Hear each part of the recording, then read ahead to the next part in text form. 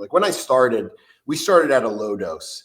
And I agree with that. I think like as a doctor, you're working with somebody, let's figure out like what's the least amount with the most effect, because more isn't necessarily better if it comes with additional side effects. And there is a sliding scale where once you pass a certain cusp, it's not that the juice isn't worth the squeeze, but the risk reward starts to become more and more skewed.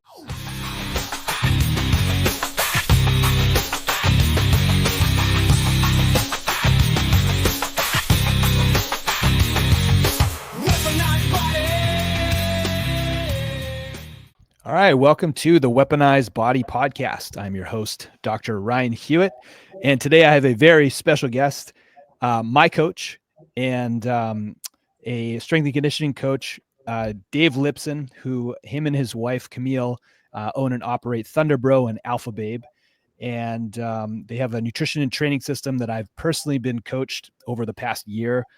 Dave helped me in my journey transitioning from CrossFit and endurance sports and just being kind of a scrawny endurance CrossFitter to making my first appearance on a bodybuilding stage at my first physique show, maybe a little less scrawny. So Dave, welcome to the podcast.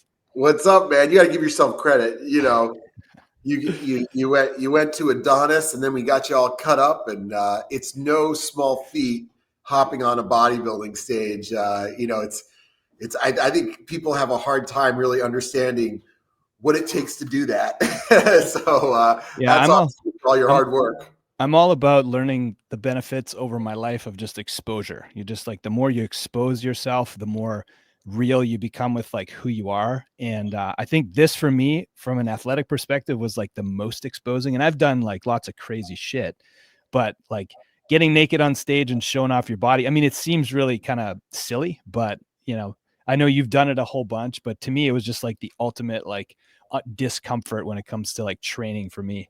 It's so different, especially from the world that my wife and I came from, like athletic sports performance, forging elite fitness. Like spent most of our training careers trying to figure out how to be the biggest, the strongest, the fastest. You know, it was all about the metrics of performance by which we were evaluating our training. And when that had in some ways run its course, where it's like, hey, we can't keep doing this to ourselves. Maybe our goals are no longer to be the fittest man or fittest woman on earth or back squat 600 pounds, but I just like to be able to train hard and not get hurt and love the way that I look. That was really our entry point into this whole world of aesthetics and that idea of blending form and function, and, you know, trying to figure out what is that middle ground between the two, where I'm training in a way that's going to build my physique, right? To build my hardware, but it also is going to support my performance and my desire to still go run a 10K or lift some really heavy weights or run around and jump and use it outside the gym beyond just being a display model only, right? Right. And to do that, you know, we had so much street cred in the realm of CrossFit and strength and conditioning, but we had very little experience or credibility in that world of competitive bodybuilding or training for aesthetics. So we immersed ourselves in that right off the bat and said, like, if we're going to do this, we need to actually know what it means. So we went full tilt and went, you know, from beginners to the highest amateur level and kind of, you know, uncovered all the layers that go into the training and the lifestyle and the nutrition, the pharmaceuticals, like all the different pieces, and then kind of came back to our communities in functional fitness to understand, what does this mean to you, the aging CrossFitter with a bad back and a wonky hip who hasn't made progress in years and is getting hurt every time they do a muscle up or a snatch? Like, where does this stuff help you meet your goals? Even if you don't have a desire to ever step on stage. Right. Although I think it's a great exposure for people to understand the level of extreme accountability and what it is to push yourself that way for that long. You know, in CrossFit or in training, usually training is the hard part, right? Like you're in the gym, you did the hard WOD or you lifted the heavy weight, but it's kind of like over in usually about 45 minutes. With bodybuilding, the training's the easy part, right? Yeah, The training is the treat. The agree. hard part is the other 23 hours of the day that you're sitting there hungry. We're trying to support the recovery, right? Yeah, exactly. You're trying to take your body to this Yeah. level that it does not want to go to naturally, right? It's Right. very resistant, and you need that like consistent stress to push yourself to unlock that potential. And most people never even taste a little bit of that, because as soon as Right. something gets a little bit hard, they're like, this is too hard. I'm hungry. I can't do it. And you're like, no.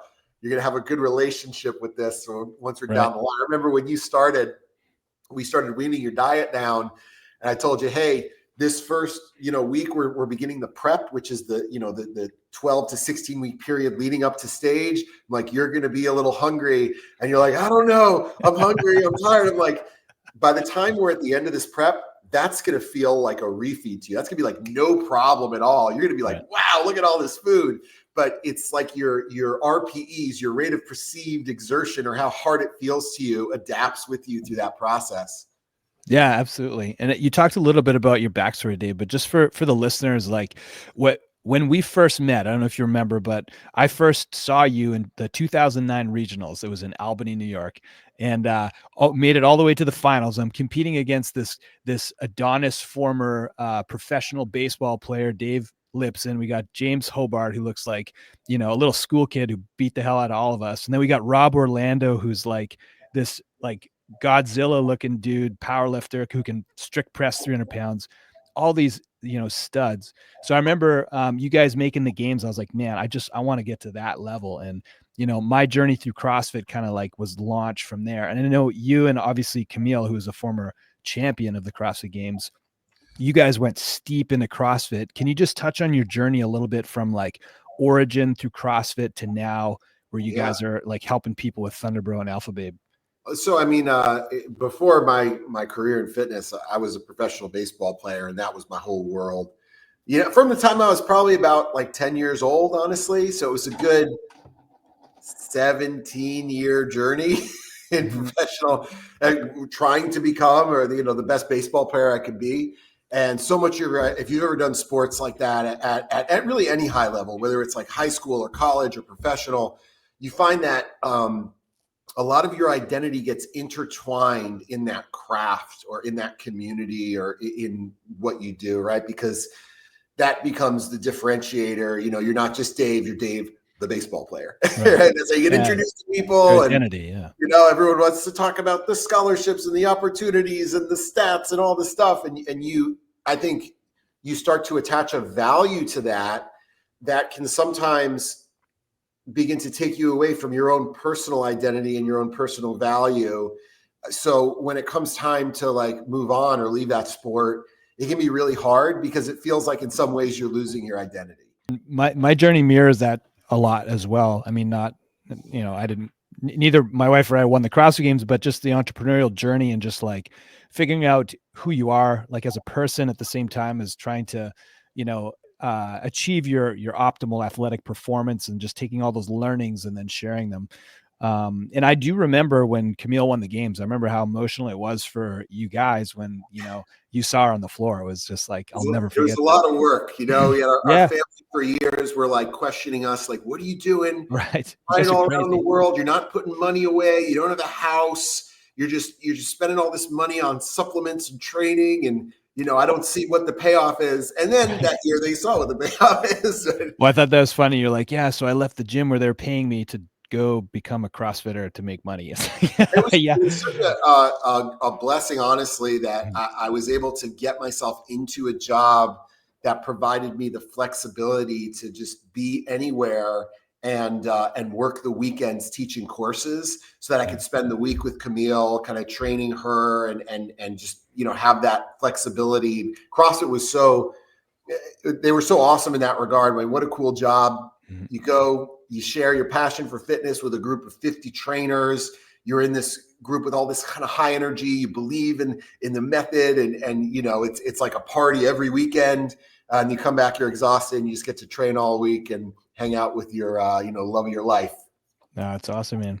So I know you and Camille obviously had your own individual athletic journeys, but did it together. And I know both of you, as you shared with me before, you kind of ran into some similar types of issues when it comes to health, right?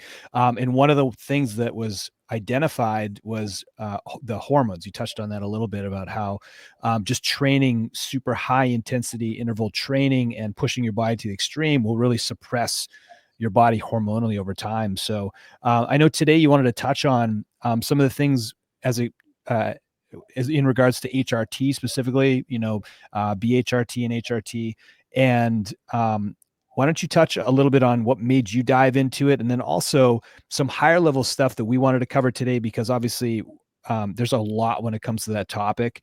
We don't necessarily want to cover like who's a candidate, why should you get on it, whatnot, but it's more like if you are someone who is on HRT, like what are some of the higher level things you should be thinking about when it comes to managing that as a lifelong process of optimizing your hormones?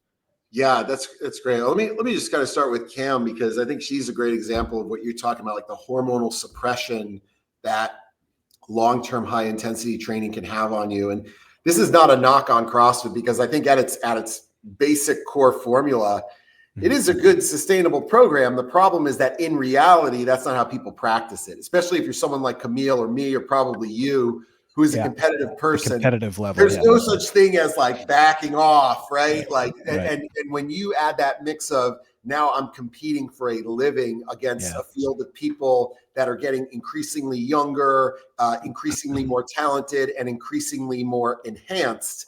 She got to the point where she was just training so hard, so much for so many years that, we noticed in like 2015, 2016, and I'm like, man, it just seems like all the other girls are like way better, and you've improved marginally, but like they're doing better. Like maybe we should get you like checked out. Like maybe something's going on. You're telling you always feel tired. Like let's get your hormones checked. So we go to a doctor. This was like a, more of like a longevity regenerative medicine kind of doctor, which was at that point not as popular as it is now. It's kind of like functional medicine was very new at that point. Right. And they take her blood work, they do a hormone panel and all this stuff, and they send the blood work out, and the people who are looking at the blood work send it back and say, hey, we think you made a mistake. This is the blood work of a postmenopausal woman. Wow. And they were like, what? And like, no, she has no hormone. There's no hormones. There's no testosterone. There's no estrogen. There's no progesterone. Like this is dirt low. Like this doesn't add up. And so the doctor looked at that. They ran them again, same result. And so the doctor had probably a really meaningful conversation with Camille, where she said, hey, listen, if you want to have kids, you need to stop doing what you're doing, which is probably, a good, because the other answer was like, start doing hormone replacement therapy, which was not an option for a drug-free athlete. Right. So she said, hey, you gotta back off. So Camille, like, she really backed off and said, you know what, I'm not going to do this anymore. I'm going to compete in Olympic lifting. And then that year, like somebody convinced her to compete on a team in the games. And she did 3 months of training and then competed in the games, but it wasn't the same as like being an individual, and everything got markedly better. And since then she's just, started to realize the relationship between how you look, how you feel, your performance, and your longevity, and what's going on with your internal chemistry, especially as a woman who goes through multiple phases in your life, right? It's not just like a dude where it's like a steady decline from puberty, but there are all these different pre, post, perimenopausal phases that you can really push back a little bit to reduce the process of aging that she's started to get into. For me, I mentioned about like traveling around the world. I came back from Mexico. I think this is like in 2016. And I got like really sick. It was like Montezuma's revenge or something like that. I was just like sick for a month, terrible digestive issues. But then I started to like see weird physical effects afterwards. Like I was really lethargic. I was losing body weight. I was losing muscle mass. I was just always kind of tired and not motivated. And so they looked at my hormones and they were like, hey, you have low everything. Like you have low everything. You're not just low testosterone. You have low estradiol. You have low growth hormone. You have low cholesterol, which was weird for a guy who eats steak and eggs every meal to have low cholesterol. So, now looking back in retrospect, I kind of have a better idea of like what was happening. But at the time I didn't really know. I had Crohn's disease as a little kid and it went into remission for a long time. But then there were certain things that like triggered it again, which would really disrupt my ability to absorb nutrients, but specifically fats and specifically saturated fats. And, it didn't matter. My cholesterol was like 100 or under, no matter how much steak and eggs I would eat. And those are the building blocks of all these hormones. Those are the building blocks of testosterone. It's all synthesized. All these anabolic hormones are synthesized from cholesterol. So I didn't really know that at the time. I said, okay, well, what can you do, doc? And they started giving me like supplements. And I'm talking like supplements galore. Yeah. Like right. we spent $50,000 on supplements that year. How much money I spent on, D-aspartic acid and D3, Strong Ali and ashwagandha and all red light therapy and all this stuff that honestly did fucking nothing. It did nothing. Right. I'm like, oh, congratulations. You went from 200 to 295. Right. But, and I was like, okay. So I did that for about a year and I was like, what does it cost to be on testosterone? Right. They're like, well, it's about $45 a month. And I go, okay, well, what's the harm in going on testosterone? And they're like, well, you could shut off your own production. I go, what? And be 250 like I am right now? Right. Tell me the bad news. And I said, well, Camille and I want, we want to have kids. Like, is that going to be an issue? And they're like, well, not if you go on HCG with it. I'm like, okay. It's not allowed in my sport. I don't plan on competing in my sport anymore. Right. Yeah. People might, not like it. Go fuck yourself. It's not your life. I want to live my longest, best life. I'm done suffering. I'm done with erectile dysfunction. Like I'm done with this. So, and at this point, I'm like in my mid 30s too, right? So I'm like, this is too young. And that was my first entry point to like, we did supplements. Then we tried just HCG alone, which gave a little bump. We tried HCG with clomiphene, kind of a similar result. Eventually, I'm like, just give me something that's going to work because this is ridiculous. And I just want to feel good again. And probably I remember like it was scary because it had a stigma. It still does have a stigma, but I was like worried, like, am I going to become a drug abuser? Am I going to have roid rage? Am I going to die young? Heart going to explode? Am I going to become an abusive person? Right. First of all, none of that happened at all. Right. But we'll talk about how to do all this stuff responsibly. But the first thing I noticed in the first 30 days, and this is closing in on like probably 2018, was I became very, very motivated. Like that lethargia, that kind of like lump on a log, dick in the dirt, just kind of like, thanks for noticing me.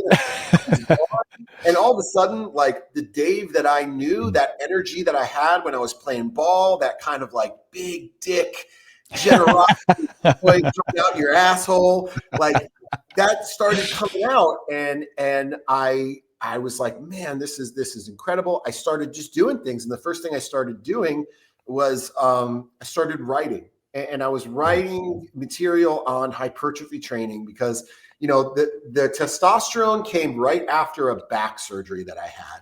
This is like a reconstructive back surgery. For me, like CrossFit, I don't think it caused much hormonal damage because I wasn't pushing it like Camille, but it did cause a fair amount of orthopedic damage from like lifting like an asshole, like when you give them a heavy barbell and say, now go as fast as you can. Yeah, I did both. So So I got like, torn discs and, shitty shoulders or whatever. So I had the back redone. Or I just, you're probably familiar with this type of surgery. It's called a foraminotomy, which is just drilling a hole to make more room in the foramen canals for the nerves. So it's like losing feeling down my legs. We tried intradiscal stem cells to see if we get some of those annular tears to heal up a little bit. But afterwards I was like, man, like I love training so much. Like I have so much joy in movement. And now I'm so lucky to have an opportunity to maybe get back in the gym and maybe train hard again. How do I plan on honoring that? Like, am I just going to go back and continue to do what I was doing before and get myself hurt again? Or am I going to smarten up and realize that I got to let go of that being the fittest man on earth kind of stuff because it doesn't matter. No. And focus on what do I want the next 20 years of my training career to look like. And I was like, I probably shouldn't compete in CrossFit. I probably shouldn't get into powerlifting, but I've never really done bodybuilding. Like everyone says they've done bodybuilding because they did 3 sets of 10 on a machine at the New York Sports Club.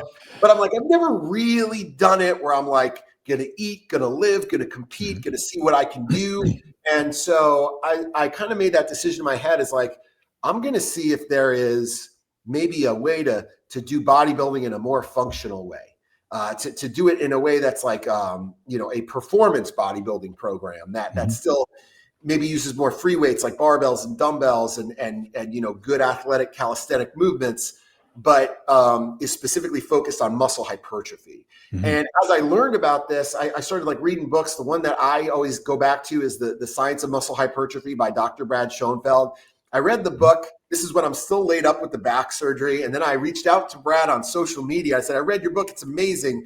I'm a CrossFitter. I teach their courses. I just had a back surgery. Doctors say I can't lift heavy.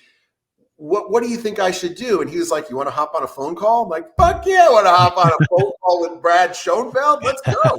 Yeah. And we talked ad nauseum about all the theories, and I was telling him about like the movements we do in CrossFit. We came up with a concept, and that was to do something like 8 sets of 8 reps with 3-second negatives and 30 seconds rest. You're getting a lot of volume and time under tension. You're getting a lot of slow eccentrics. You're still working with a close proximity to failure, but at a much lighter submaximal load, like 40%.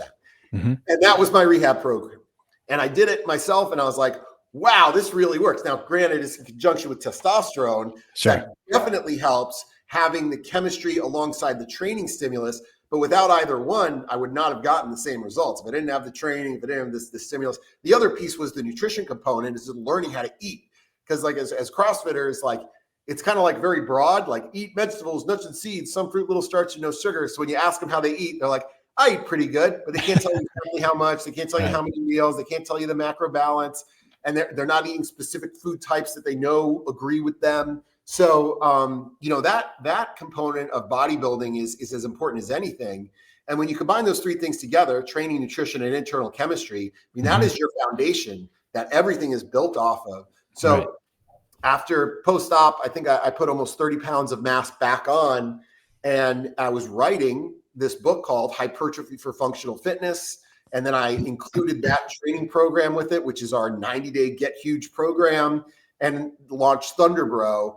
And, I would say like the beginning the testosterone replacement therapy, I don't know if I would have had the motivation to do that if that wasn't present. And then slowly the physical effects of the testosterone started to present themselves. So, what does that look like? And maybe you're like a little bit leaner, maybe you're a little bit more vascular, maybe you're noticing you have more muscle fullness, but that kind of slowly started to creep in. And it was the kind of thing where it wasn't the element that was solely responsible for building muscle mass, but it did give you a really good opportunity to do it if you were doing the other things well. Which is, I think, where a lot of guys start to struggle when they get to that, whatever that cutoff is, where andropause or the suppression of testosterone starts to begin. Now it's happening earlier and earlier in their lives. We're used to see it in 50 and 60-year-olds. Now it seems like it's kind of like 40s and 50s or even mid-30s in my case. That's where you're like, I don't get it. I'm doing the same stuff I've always done before. I'm eating good. I'm training. I'm sleeping. But I'm going in the wrong direction, and I'm not seeing results. And I think that is, if you're doing the other stuff right, that's probably the biggest missing component, is like what's going on with the chemistry in the body. And like having that exposure of like, at that time, there weren't clinics everywhere, Ryan. Like I had to fly to Arizona to go to my first clinic for them to give me supplements. Right. And then eventually we started working with some people out in Colorado. And you start to learn, one, like what the therapy can do for you, but also, and this is what I wanted to talk a little bit about, like how to properly manage it. Because it's not like a one and done where you're like, here's your medication, good luck. But it really does take a lot of work and oversight and continual prescribe, assess, adjust kind of cyclical review to make it work for you long term so that you don't run into issues and that it becomes a healthy, safe thing you can maintain. Yeah. So let's just jump right into that now. So you've been on testosterone, it sounds like about a decade now, right? Or maybe a little less. Let's see. It was 2017. So yeah. So a little under 10 years. Yeah. 8 years. 8 years. So what are some things like, so you have enough experience with guys that are on testosterone replacement therapy that you coach, as well as your own personal experience. What are some things that you see that are either not being properly managed, or in your experience that you've had to properly manage being on testosterone that are really important? That's a good point. So I'll relate my experience to what I hear and see from a lot of my clients, because they've had different experiences than me, but they contain a similar theme. Like when we started at a low dose. And I agree with that. I think like as a doctor, you're working with somebody, let's figure out like what's the least amount with the most effect, because more isn't necessarily better if it comes with additional side effects. And there is a sliding scale where once you pass a certain cusp, it's not that the juice isn't worth the squeeze, but the risk reward starts to become more and more skewed. Like at a therapeutic dose, you're generally very, very safe. Once you start to pass the cusp of that therapeutic dose, it's like 50-50 side effects and rewards. Once you go beyond that, it's mostly side effects with a little bit of additional, reward on it. So we started really low at, I think it was 100 milligrams of testosterone cypionate a week, which is, the slow metabolizing ester that gives you good, steady levels. And we were just assessing like, hey, do you feel better? Are you noticing? Is that enough? What does your blood work say? And that was enough to kind of get me around the 500s about from the 250. And I was like, yeah, I don't feel bad, but I don't really feel night and day difference. Like if I'm going to invest in this and take the risk of doing it, I want to feel the effects of it. I want to know that it's working, right? I want to get the juice has got to be worth the squeeze. So we went from 100 to 200. And that got me up into about the 800 to 1,000 nanogram per deciliter range. Now, some people don't need to go that high. Like you're doing significantly less, and you have a similar value. You're still in the optimal range at maybe even half the dose, right? But it just depends on the person. What I noticed at that point was I was just doing testosterone, and all of a sudden, I started getting a little bit broken out. Right. So I was getting like pimply around the arms, a little bit around the back. And I'm like, what's going on here? Somebody told me, it's like, oh yeah, you're on testosterone. You got to use Neutrogena body wash with the special acid in it. The salicylic acid. Yeah. Yeah. Which was helpful. But what that was telling me was that like, hey, your testosterone levels and estrogen levels work in conjunction with each other, depending on how heavy you aromatize towards estrogen or towards free testosterone, that can differ. So my estrogen was getting a little too high out of range, and outer range would be anything above 40 nanograms per deciliter. So I was up in like the 60, 80s, but I was breaking out and feeling puffy and getting a little oily. So we introduced an aromatase inhibitor. And I think one of the most common ones you'll see practitioners use is Arimidex, which is generally well tolerated, small dose. I think I was doing like a half a tab once a week or twice a week to get it back into range. But I've dealt with the people that have had like this go on for a very long time, and they don't have any checks or balances on that. They start the testosterone replacement therapy. They basically get cleared through initial blood work, like, hey, you're not a dangerous candidate for this type of therapy. And then they don't get any follow-up, and they don't look at those levels. They don't look to see what is the testosterone peak. Do you need more? Do you need less? What is your estradiol doing? Is it affecting you negatively? Because, those are two things that kind of like they counteract each other in some ways. If you're taking testosterone because of erectile dysfunction, excessive estrogen is not going to help you. So those were just like little things that I've learned. And even then, starting on that, what I saw was that, throughout the year when I would be doing stuff, and I couldn't really pin a specific reason on this, sometimes I would not need the aromatase inhibitor. Sometimes it was enough to take it for a short course of like a month or two, and then I'd be off of it, and it would take that long for those levels to slowly climb back up. So again, it's like more isn't better, and it's not really a set it and forget it kind of thing. That's why that review and that consult and that relationship with your doctor to understand what these values are, because no one knows your body better than you. And you get to live it here, so you know what it feels like to be, a little bit off, especially when you're playing around with your hormones.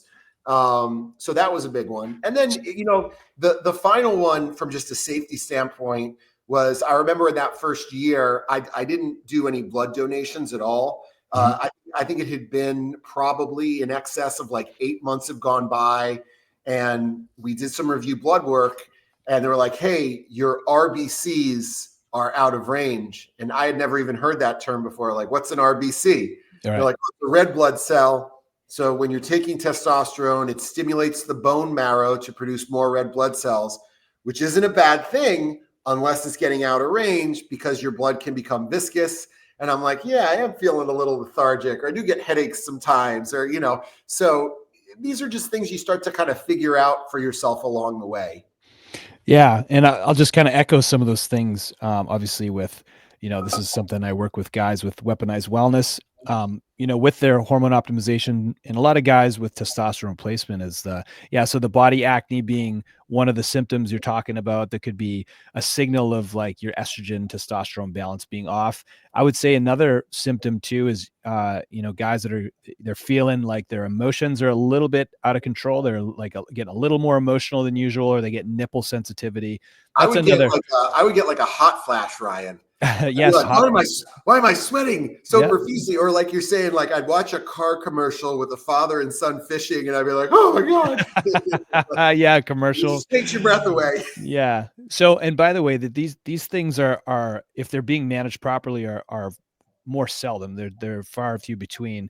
Being as one of the things you touched on is like starting very like lower dose, because the game here is testosterone optimization therapy rather than just replacement therapy. Is trying to get you into that ideal range where none of this stuff happens, right? But one of the things that can occur, right, like you're saying, is testosterone can what's called aromatize into estrogen. So your estrogen levels will rise, and you get these things like the emotions, right, the nipple sensitivity or the acne.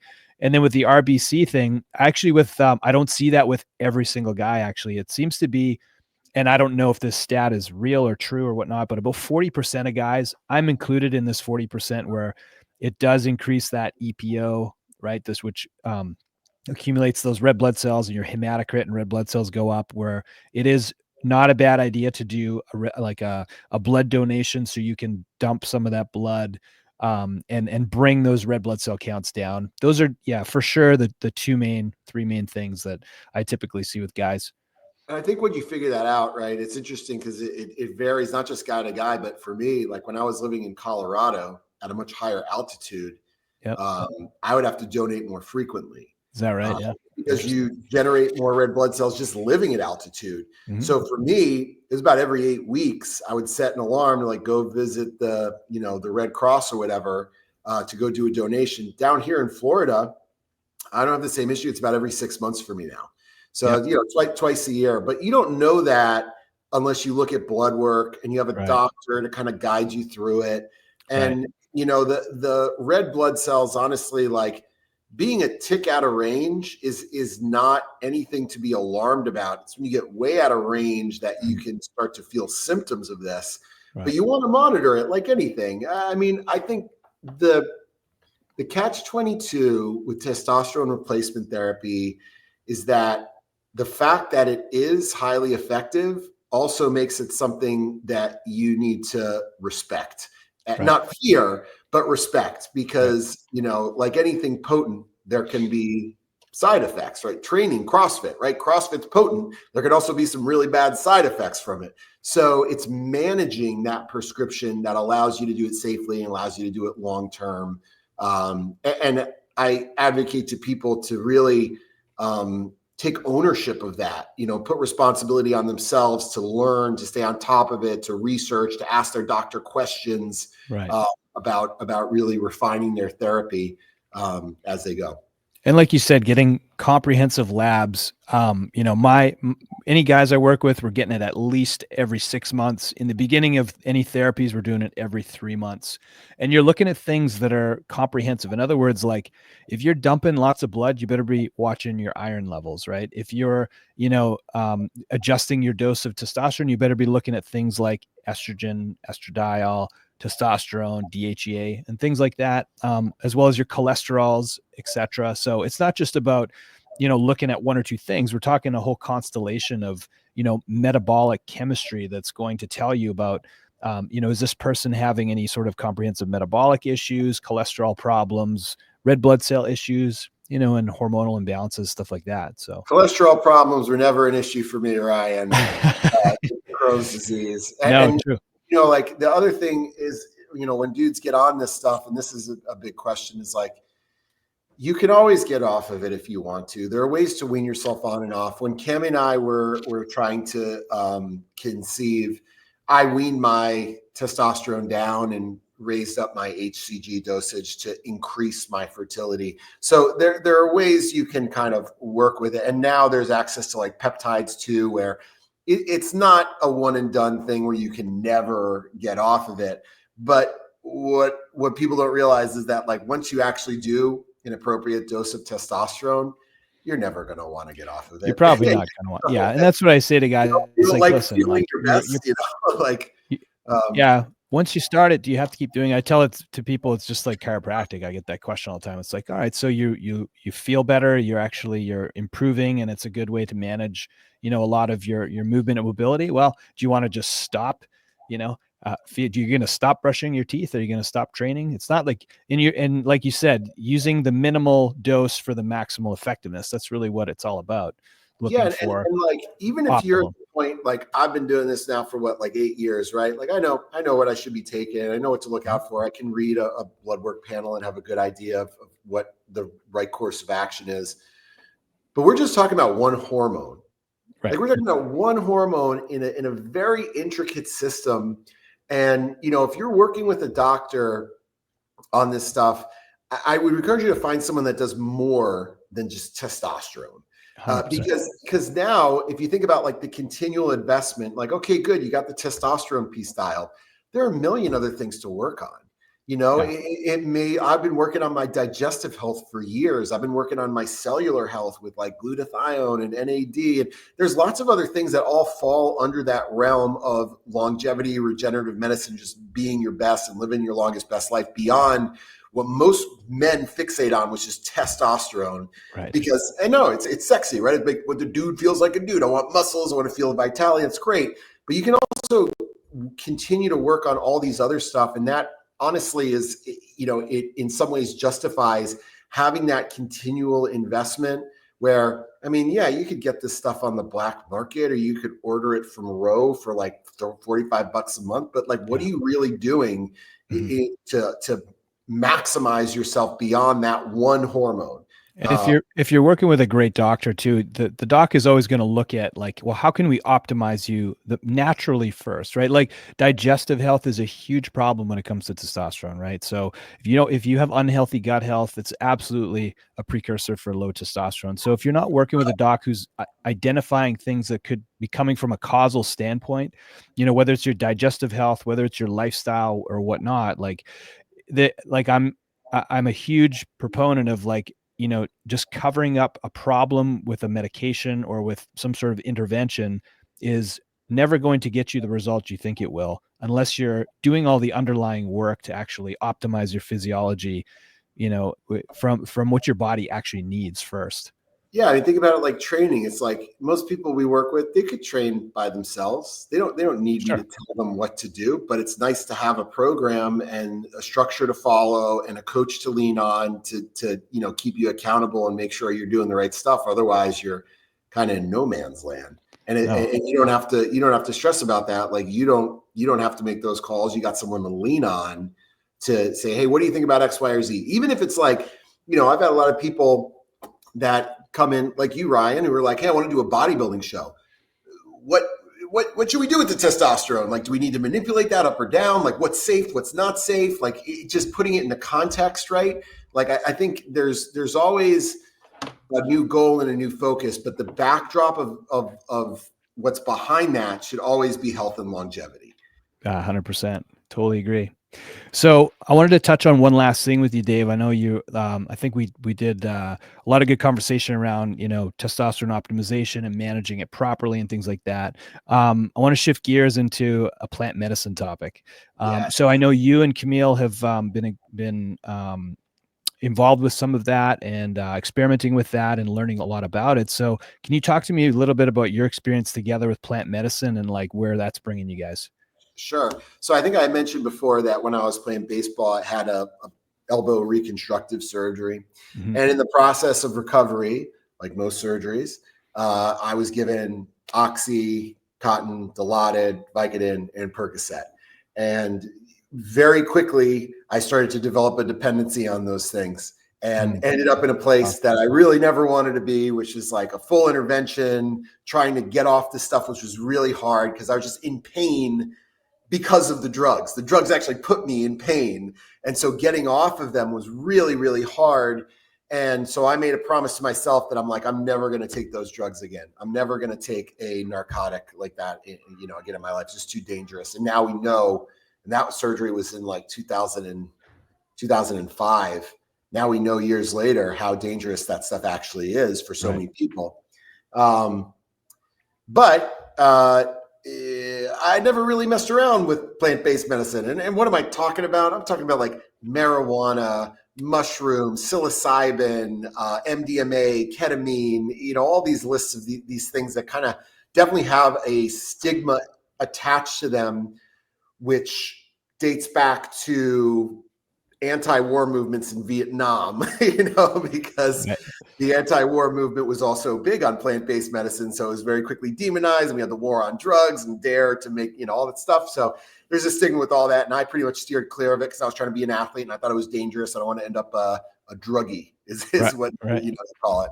Not a stoner, not a burnout. Right. Right.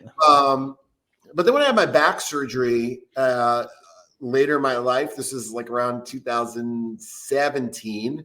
I was living in Colorado and they tried to do the same thing. They handed me all the narcotics and Camille said, don't give them to him. Like, no, we have to give him the drug. Otherwise he's going to come back and he'll be in pain and he'll be yelling at us that we didn't give him what he needed.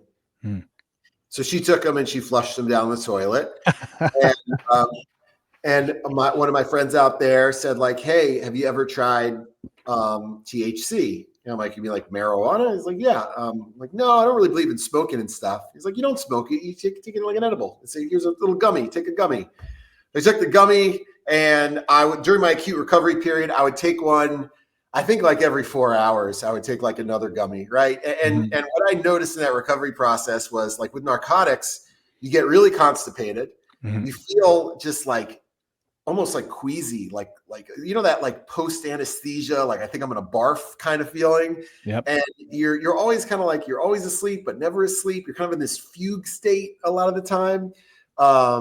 I didn't have any of that. I felt good. My hunger came back quickly. My digestion was working quickly. I was getting good sleep at night, and I was getting such good sleep that when I got done recovering from the back surgery, I just started taking like a gummy at night. I'll take a gummy at night, and like it gave me great sleep. And I'm like, wow, that's really helpful. And for a guy who's like, getting into like the business and the entrepreneurial stuff, like my head's going a million miles an hour and I got all this anxiety about what we need to do. I'm like, this was my reset at the end of each day to be able to like chill out and relax. And so I was like, wow, my perspective on this has changed. And then I saw there are other high functioning humans that use this stuff regularly. Elon Musk is smoking weed on the Joe Rogan show. These guys who are like getting up at 4 a.m., like they're smoking a doobie before they go to, like, there's something to this where it's obviously providing some benefit, whether it be psychological or medicinal and a physical value. Like I could see that it was helpful. So I started to slowly kind of become an advocate. I'm like, wow, this is not what I thought it was. On that same note, I think it was now about a year and a half ago. My wife and I fly out to Colorado every 3 years to get IV stem cell injections. And we banked our stem cells before we left, and we sent them down to get like cryogenically frozen and synthesized, and we do an IV, and it's supposed to help keep us young. And if there's any like boo-boos going on, so if there's like I got a shoulder thing, I got a back thing, the doctor will put them acute in the area with some exosomes, which really helps the healing. So like I went in, I got like a torn labrum, I put it in my shoulder, and like I'm good for the next year. Right? It's like a lube job. We're on the call with the doctor, and he's just noticing with Camille that she seems a little bit off. He's like, you seem like you're dealing with something, like what's going on? And she's like, well, actually, yeah, I have been struggling, and I got all this anxiety and PTSD from having the baby and all the stuff we went through in the hospital. And then we went through the stuff with our business, and she's just wearing that, she's carrying it. And he kind of laid it out for us, and it made so much sense. He's like, listen, I can give you the stem cells and I can try to help heal the tissue. But the truth is your brain is the computer that controls all the processes in your body. Mm-hmm. And so if there's something going on with the brain, psychologically, spiritually, whatever, it's going to manifest itself in you physically. It's going to affect you in a negative way. And he recommended that she go and do a journey. And I was like, a journey? What does that mean? Well, they use some plant-based medicine. Usually it's like a psilocybin or an MDMA or a ketamine or something like that. And it's almost like a therapy session where you set an intention. You literally ask for something like, I want this, I want to heal. I want to figure out this problem with my marriage, with my business. Show me, tell me what I'm supposed to be, what I'm supposed to do. Like, you go in basically with a request, right? Like help me X, Y, or Z. I can't do it myself. My brain doesn't allow me to see the way. And then they do like a mask. They put you some music on, like a weighted blanket, and you take off. You go into outer space. Right. And along that journey, you come back with an answer. Now, Cam did this first, and she had an incredible experience, a transformative experience where it wasn't like, oh, that was cool. It wasn't like, oh, I got high and had a trip, right. But it changed her. It changed her habits. It changed her demeanor. It changed her drive, her happiness. Like I saw it change her. And she was like ecstatic about it. And she really wanted to learn about it. And it did so much for her that she really wanted to mentor under her guide to figure out, I want to do what you do. I want to help people the way that you help me. So she started kind of learning about it. And then she used me to be her guinea pig. Nice. What a better guinea pig than her husband, right? Yeah. And I had done, I think at that point, like for my 40th birthday, someone had given us some psychedelic mushrooms and we went outside and I saw bright colors and I was like, that's cool. Yeah. Let me tell you, this is not a recreational medicine. It's a holy medicine. It's a powerful one. It's not for like fucking off and having fun, but it's to access real meaningful states of consciousness that can transform you and help you maximize your time on earth. So, when she did it with me, we had like a counseling session leading up, discuss like, what's your intention? What are you working on? I had to fast. I had to cut caffeine and he did live like clean for days and days going into it. And then she brewed up a tea for me. And, I sit outside, I'm just mellow drinking the tea. We go up to the chair upstairs, like a zero gravity chair, put the eye mask on. And I'm sitting there thinking like, nothing's happening. Like this psilocybin isn't strong enough. She should have given me more, I don't think it's working, yada, yada. And I have the headphones on, I have the eye mask on, and I'm just staring into darkness. And all of a sudden, as I'm listening to the music, which is like music without words, it's like beats, rainforest stuff. I'm listening to the raindrops fall, and all of a sudden I'm looking into this mask. I don't even know if my eyes are open or closed at this point, but I'm looking at this black mask, and all of a sudden I start seeing the raindrops falling on me through the mask. And I'm like, whoa, this is different, right? And as I'm like going through it, the raindrops start moving faster and faster and faster, and I realize, oh shit, this isn't rain, these are stars. And I'm in outer space, like literally in outer space, in this crazy astral plane, cosmic realm. And I'm just trying to remember like what I'm here for. And I'm seeing things that are just like incredible visions, like really incredible, powerful things. And I'm focusing on what I wanted to ask for. So what I was asking for was to heal. So I wanted to heal my Crohn's disease, right? Like help me, help me heal. I've been suffering for this, especially the past couple of years since COVID, like really bad, in the hospital, shitting blood, like all the bad stuff, right? Yep. And I'm asking like, hey, I need help healing my body. The other thing I was asking for was like, we've been trying to get pregnant for a while, and we've been through a bunch of miscarriages, and it's been really hard on us. And I'm like, help us get pregnant. And as I started asking for these things, I started just asking like, well, why? Like, well, why do you want to heal from your Crohn's disease? Or why do you want to have another baby? Like, what's the why? And as I started searching through that, I realized like, cause I want to fulfill my purpose. I need my purpose. What's my purpose? What's my purpose? And I'm asking, what's my purpose? And all of a sudden I hear a voice say, you have no purpose. And it was clear. It was not like someone talking in my ears, like somebody in my head. I could hear it as clear as day. Initially, I was like very disappointed. I thought, Dave, you're going to change the world. You need to build your business and fitness and aesthetics and do this. And it was none of that. And initially I was disappointed. But then it just felt like a weight lifted off of my shoulders. And this voice told me, hey, you're only meant to be as you are, which was relieving, right? But then the next question is, who is that? Mm-hmm. And this is where my journey became really, really powerful, where I started to see myself through other people's eyes. So I saw myself through my wife's eyes. I saw myself through God's eyes. And I just felt all this, an enormous amount of love, like a really powerful amount of love that almost made me want to cry. Mm-hmm. And I could see, who that person I was meant to be, kind of that version of myself before it got corrupted by the world. Mm-hmm. Right. And I realized I'm joy and generosity, and all these moments of my life when I felt the most myself is when I was doing those things, and all these things that get in the way of that try to convince me that I need to be more or do more are just evil ways of getting in the way of my relationship with God and my relationship with myself. Mm-hmm. So I need to focus on that. And then I saw incredible things, and it was an amazing experience. Here's where it gets weird though. I get done with the trip, and I know, having taken, done psilocybin before, and just me, I'm like, every time I do mushrooms, like, my stomach's getting upset. Yeah. You're gonna get diarrhea. It's gonna be bad. But Tammy's like, what do you want to do? And I go, hey, let's go to the Cheesecake Factory. I'm gonna get let's just do it in. Yeah.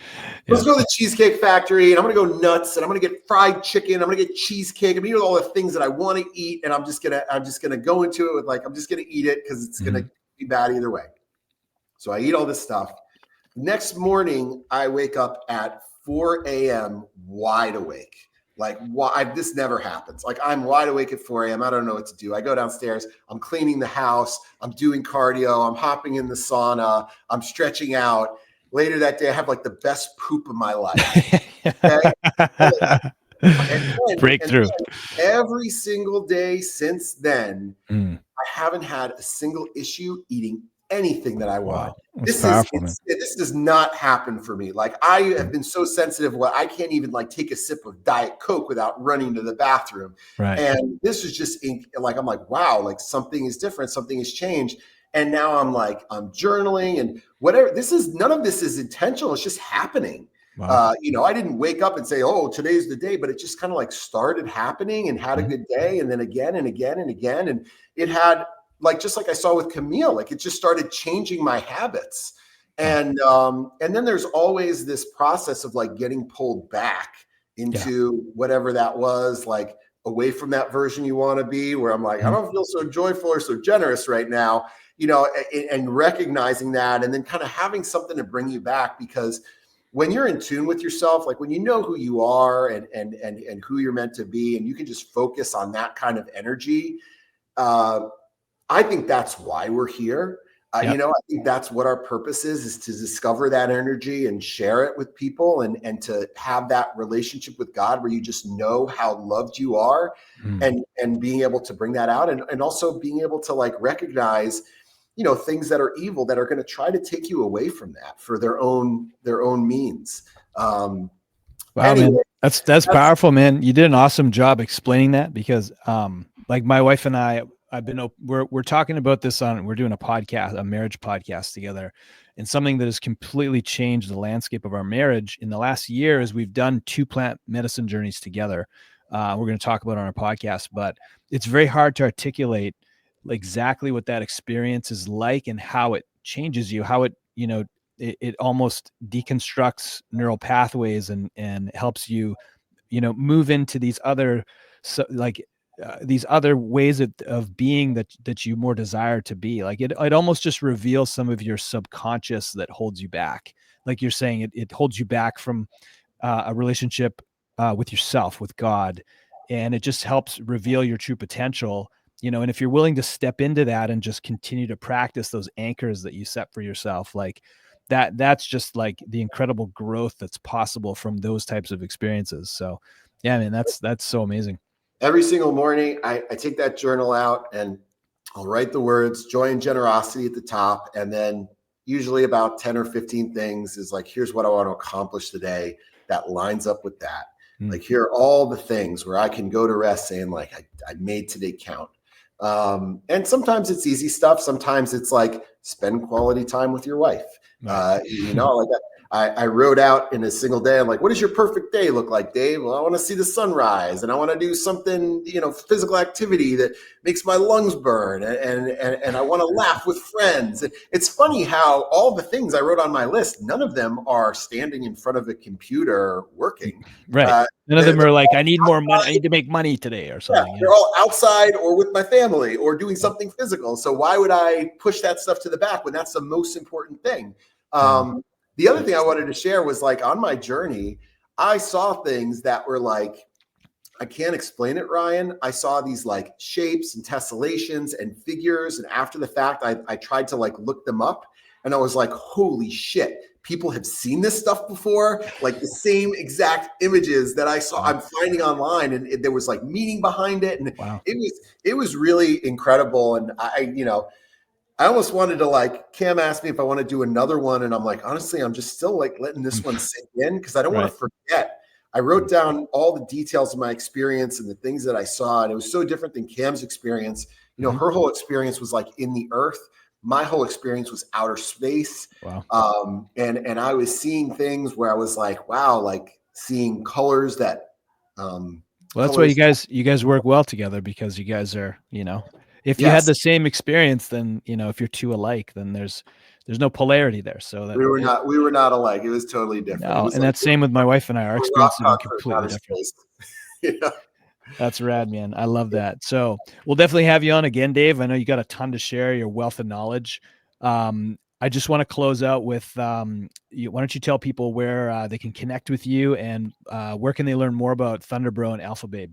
Yeah, thanks. So, you can find me online at Dave freaking Lipson or at Thunderbro is our handle. Thunderbro.com is our website.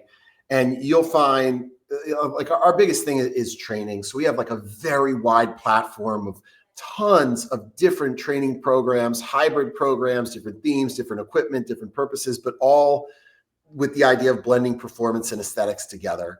And then we have our like nutrition systems, so body transformation challenges that we pair with the training, one-on-one coaching.